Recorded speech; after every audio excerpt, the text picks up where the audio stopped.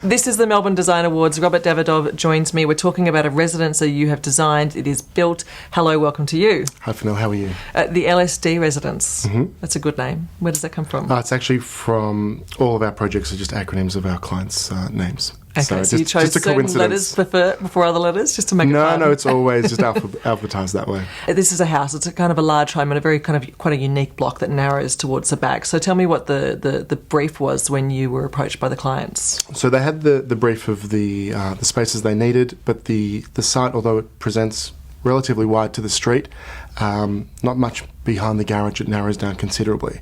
So one of the design challenges was to make the residents and make guests to the house not aware of that transition, so to hide that very narrow proportion at the back of the house. And what did they want you to do beyond just simply finding a resolution for the site itself and its constraints, I suppose, but what did they need in their home?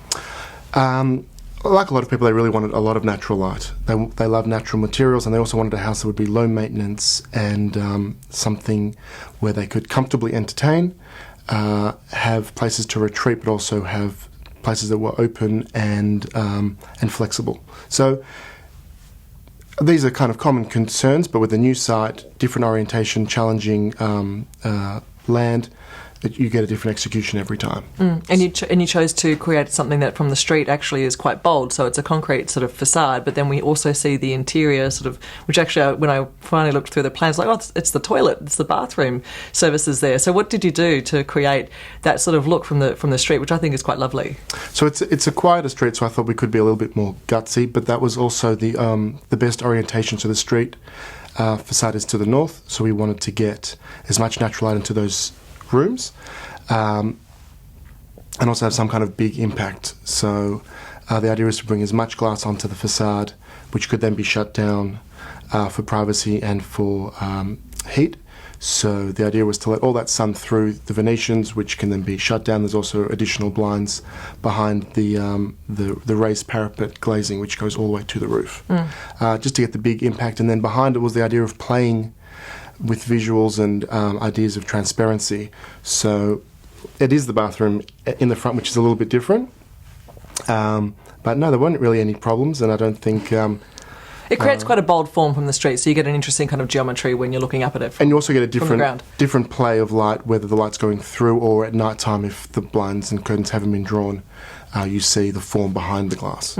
So what is it about the clients that drove their design vision? I know that a lot of the time the architect will say this is, I think, how we can resolve some of your issues. You'd like to have three bedrooms and a kitchen, etc. So what's their experience of design to be able to tell you exactly what they wanted and to be so firm about it as well? Look, before we start any project, and we do a lot of residences for private people, there's a lot of discussions about how they use their spaces, how they entertain, how they cook, all of those things about how they're going to enjoy the space.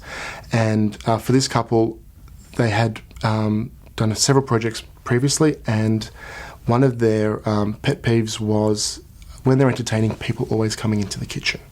So this house was designed with two distinct kitchen areas. There's the main open bar where people are encouraged to have a drink and chat before the meal, and also the scullery, which is tucked away, which was designed as a place where people wouldn't naturally want to congregate, but would still be a pleasant place full of light where you would want to cook.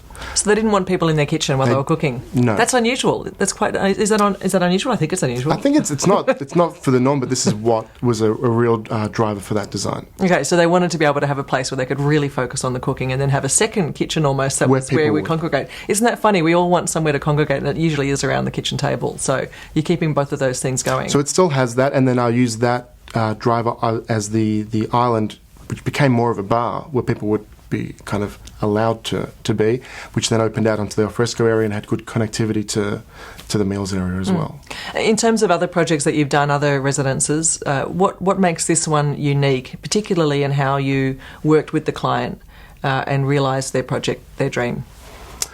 Look, we'd worked together on several projects before, so there was a lot more confidence, and we were able to test ideas more. So I think having that kind of relationship and being able to work closely on a second or a third project with a client it's a different level, because you've already gone through a lot of those processes.